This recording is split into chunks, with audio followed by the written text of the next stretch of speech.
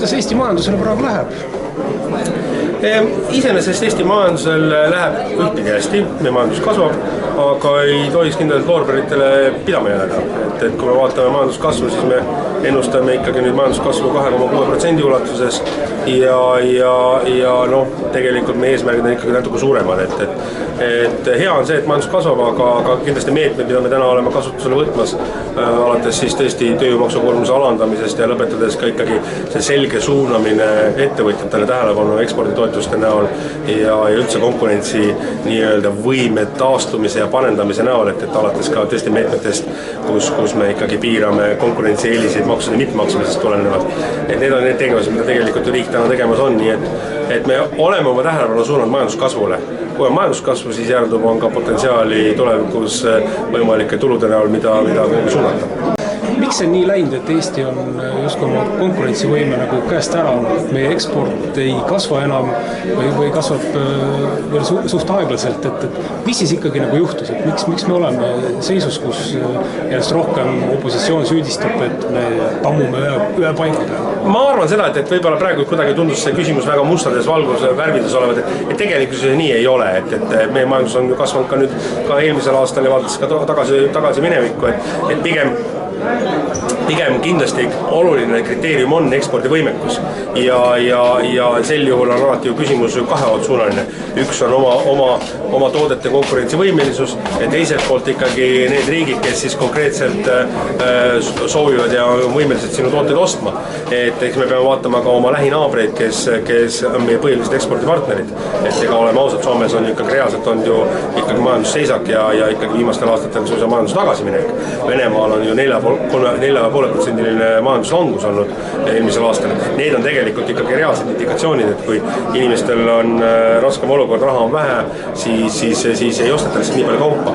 Et pigem ma näen seda, et kui eelmisel aastalgi ütleme selline majanduskasv baseerus rohkem meie sisetarbimisel, et siis nüüd juba sellel aastal ja järgnevatel aastatel pigem see rakurss ja keskne positsioon kandub üle ikkagi ekspordile, et ma ei oleks nii negatiivne, et pigem meie ekspordivõimekus järjest suureneb praegu hetkel.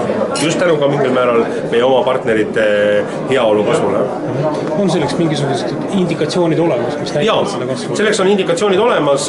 Me täna näeme tegelikult seda, et Soome otsused ka uue valitsuse ajal, mis ta nüüd on teinud, ega Soome valitsus on ka väga noor, olema Soome otsused on tekitamas olukorda, kus Soome majanduse nii-öelda lähinägemus on ikkagi nii-öelda uuesti majandus uuesti jalule seada ja me näeme täna ju tegelikult numbrites seda, et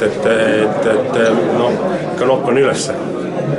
Ütlesite siin, et Eesti eurotoetused, mida Eesti on kasutanud, et need ei ole vähendanud nii-öelda kihistumist Eesti eri regioonide vahel. Mis siis on valesti läinud? Ma ütleksin niimoodi, et mitte ei ole valesti, et midagi on valesti läinud, et lihtsalt ütleme need ootused, mida on eeldatud, ei ole täitunud selles mahus. Et iseenesest, kui me vaatame eurotoetuste tervikpilgus peale, et siis erinevad suunad, mis sellega on siis tõesti tehtud, et tõesti üks regionaalne aspekt, aga teadus, samas majanduskasvuga seonduvad küsimused, et oma olemuses me oleme tegelikult ikkagi oma eesmärki ju saavutanud, aga nagu täna ka siin konverentsil välja tuli, või küsiti, et mida üldse me negatiivse poole pealt välja tuua, siis positiivselt ikka väga palju, et me oleme ikkagi kogu selle toetuste mahu praktiliselt ikkagi suutnud ära investeerida ja me oleme esirinnas nende riikide hulgas, kes seda võimelised on tegema. Meie administreerimiskulud on ju iga eurole, mida me oleme täna Eesti majandusse toonud eurotoetuste näol on ju läinud maksma, meil on 2 eurosenti iga euro pealt. See on ikka väga madal kulu, et me oleme nagu hästi hakkama saanud, et ei ole nii, et lõpuks kokk, kes supi keetis maitsmise kaudu sõi kogu see supi ise ära, et ikka asi läks ikka lõpuks nii-öelda laua peale ka. Ja kui paluti et mida nagu välja tuua, et siis noh, see on näha, et võib-olla jah, seda erinevust regioonides ei ole ta nii vähenenud, nagu eeldati ja eks sellest tuleb ka teha oma järeldused, et tulevikus vaadata need meetmed üle on ju, et seda erinevust, sest see peaks olema Eesti üks suur eesmärk, oleks kogu selle ääremaastumise kontekstis, et neid regionaalseid erinevusi ühtlustada ja siis ikkagi töö selle nimel, et kuidas seda teha, et selleks ei pea olema maksupoliitilised otsused, selleks võivad olla ka mingid muud otsused. No Kirde-Eesti on praegu, eks ole, teema number 1, et töötus kasvab seal. Lõuna-Eesti on ju jätkuvalt samamoodi maha jäänud piirkond, et on mingid mõtteid, ideid, kuidas siis selle Lõuna-Eestit järele aidata? No, eks ühtpidi on paratamatu, et tõmbekeskused teevad oma tööd, ja see ei ole ainult Eestis, see on igal pool maailmas nii, et tõmbekeskused teevad oma tööd.